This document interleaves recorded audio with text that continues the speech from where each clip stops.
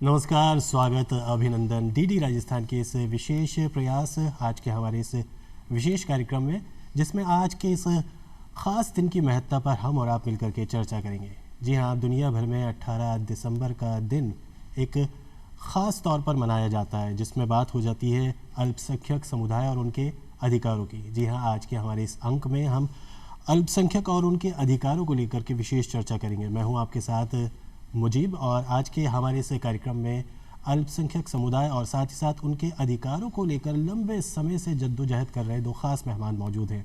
तो स्वागत, अभिनंदन करना चाहेंगे हमारे आज के ख़ास कार्यक्रम के में इन दो खास मेहमानों का। मेरे करीब हैं जसबीर सिंह साहब, आप पूर्व अध्यक्ष हैं राज्य अल्पसंख्यक आयोग के और एक लंबा अनुभव है। इसके अलावा आप एकेडमिक तौर पर भी सक्रिय हैं और फिलहाल आप चेयरमैन हैं एडवाइजरी कमेटी के गुरु Govind Singh chair and Sikh studies से, जो राजस्थान यूनिवर्सिटी के अंदर छात्रों के साथ लगातार संपर्क में है। बहुत बहुत स्वागत है जसबीर सिंह साहब। और उनके पास में मौजूद है हिदायत खान कायम खानी साहब, आप लंबा अनुभव रखते हैं अल्पसंख्यक समुदाय के साथ जुड़ने का और साथ ही साथ फ़िलहाल आप सदस्य हैं केंद्रीय हज कमेटी के। इसके अलावा आप राजस्थान मदरसा बोर्ड के पूर्व चेयरमैन भी है। बहुत बहुत स्वागत है हिदायत साहब आपका भी।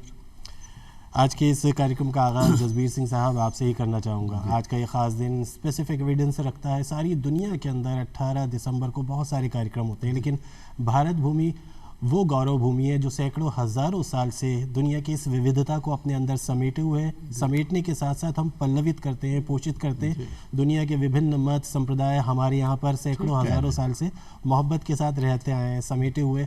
आप कितना महत्वपूर्ण मानते हैं इस 18 दिसंबर को, जिसमें अल्पसंख्यक अधिकार दिवस के रूप में मनाने की ये परंपरा को सारी दुनिया ने अपनाया है? देखिए, हालांकि मैं लीगली आपकी बात से, मुजीब साहब जैसा भी आपने बताया, ये यूएनओ को जो चार्टर है यूनाइटेड नेशंस का, जो 1945 के अंदर कॉन्स्टिट्यूट हुई थी यूएनओ, उस समय माइनॉरिटीज़ पूरी दुनिया के अंदर अलग अलग आधार के ऊपर माइनॉरिटीज़ में इंक्लूड किए गए हैं कुछ समुदाय।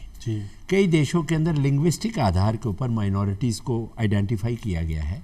कुछ देशों के अंदर एथनिक बैकग्राउंड की वजह से रेशियल बेसिस के ऊपर माइनॉरिटीज़ को डिक्लेयर किया गया है। हिंदुस्तान में रिलीजियस लेवल पर आइडेंटिफाई कर ऐसी 6 माइनॉरिटी कम्युनिटीज़ हैं जिनको कि एनुमरेट किया गया है, आइडेंटिफाई किया गया है। तो उनके ऊपर जो है ये माइनॉरिटीज़ राइट्स डे, जहाँ तक मेरे को याद आता है 1992 से ये प्रारंभ हुआ इसको ऑब्ज़र्व करने का दिन।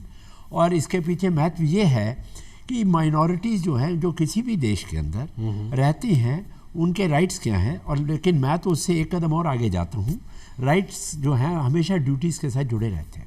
और जैसा अभी आपने मुजीब साहब कहा कि हिंदुस्तान एक ऐसा देश रहा है, ऐसा मुल्क रहा है पूरी दुनिया के अंदर, जिसमें सैकड़ों जातियाँ, कई धर्म, बोलियाँ, इतनी विविधता से भरा हुआ देश है, जहाँ पर ये जो माइनॉरिटीज़ क्या सारे समुदायों के राइट्स को और एक यहाँ पर एक संवाद की एक ऐसी परंपरा रही है, तो उसमें माइनॉरिटीज़ को भी यहाँ पर पूरी इज़्ज़त दी जाती है, सम्मान दिया जाता है।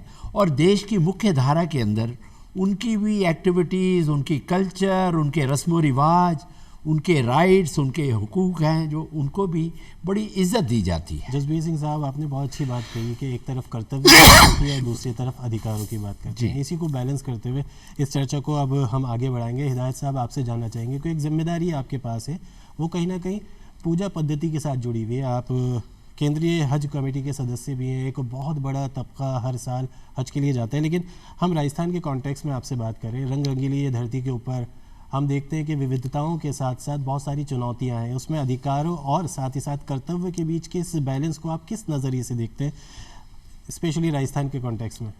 मुजीब साहब, राजस्थान की जो कल्चर है वो बड़ी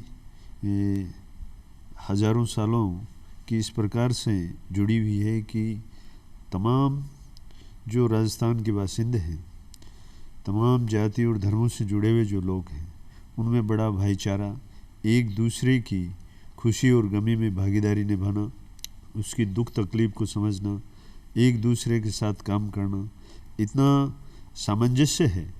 और इस चीज़ को हमारे जितने भी धर्म हैं यहाँ राजस्थान में, हर धर्म में इंसानियत को तरजीह दी जाती है और उसमें कमज़ोर को सहारा देने की बात हर धर्म में बताई जाती है। उसको भी ध्यान में रखते हुए राजस्थान की जो अवाम है वो आपस में भाईचारा और कमज़ोर को सहारा देने को हमेशा प्रायोरिटी देते हैं। और हमारी सरकारें जितनी भी राजस्थान में, जैसा कि अभी जसवीर सिंह साहब ने कहा कि 1992 से हमारे देश के अंदर माइनॉरिटी राइट्स पर विशेष तौर से इसको तवज्जो दी गई है, ये बात बिल्कुल सही है। मगर हमारे यहाँ तो पूरे मुल्क में वसुधैव कुटुंबकम का एक जो कॉन्सेप्ट है, और यही कॉन्सेप्ट हर धर्म का एक बेस है।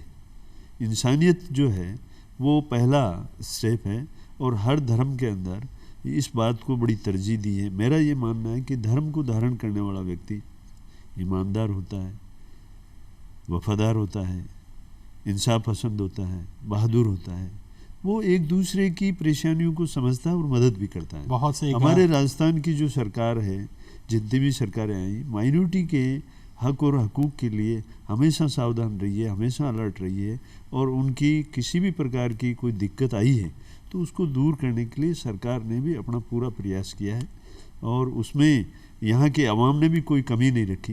तो मेरा ये मानना है, और ये बात भी सही है, चाहे ये यूएन की चार्टर की बात करें, चाहे हमारे भारत के संविधान की बात करें, चाहे हमारी कल्चर और सभ्यता की बात करें, उसकी मूल थीम है कि किसी भी कमज़ोर व्यक्ति को हमें सहारा देना चाहिए। जी जी जी। जिससे यूनाइटेड नेशन की इस परिकल्पना को तो भारत ने हज़ारों सालों से अंगीकार किए हुए कि कहीं ना कहीं हम समाज के हर तबके, जो हमारे यहाँ विविधता है वो अपने आप में उसकी खूबसूरती है, जो हमेशा से भौगोलिक रूप से भी, साथ ही साथ रीति रिवाज के अंदर, रहन सहन के अंदर, भाषाई रूप के ऊपर, उनके ऊपर उनको संरक्षित करना, उसको पल्लवित करना, आगे बढ़ाना, ये हमेशा हमारे यहाँ पर देखा गया है, माना गया है, पहचाना गया है, और इस विविधता को हम अंगीकार करते हुए पले बढ़े, आगे बढ़े।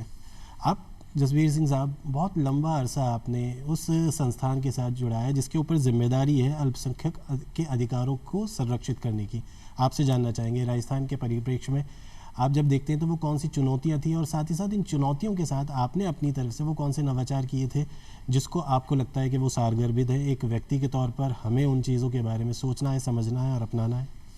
मुजीब साहब, जैसा कि अभी इलाज खान जी कह रहे थे, हमारा देश, आप भी जैसा भी कह रहे थे, ऐसी रिवायतों के साथ, ऐसी परंपराओं के साथ भरा बुरा है।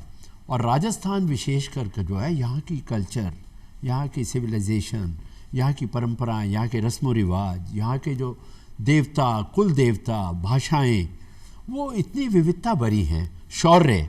तो यहाँ की कल्चर में एक विभिन्न अलग किस्म की एक खुशबू है।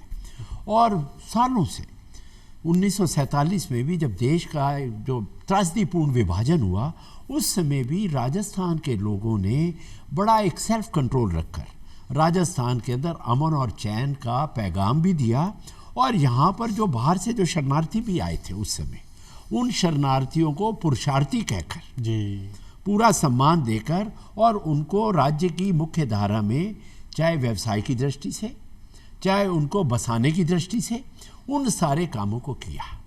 और जब इसमें अल्पसंख्यक आयोग के अंदर रहा तो अलग अलग किस्म की चुनौतियाँ आई, लेकिन कहीं पर भी आपस के अंदर, लोगों के अंदर भाईचारे में भी कहीं पर भी कोई कमी नहीं आई।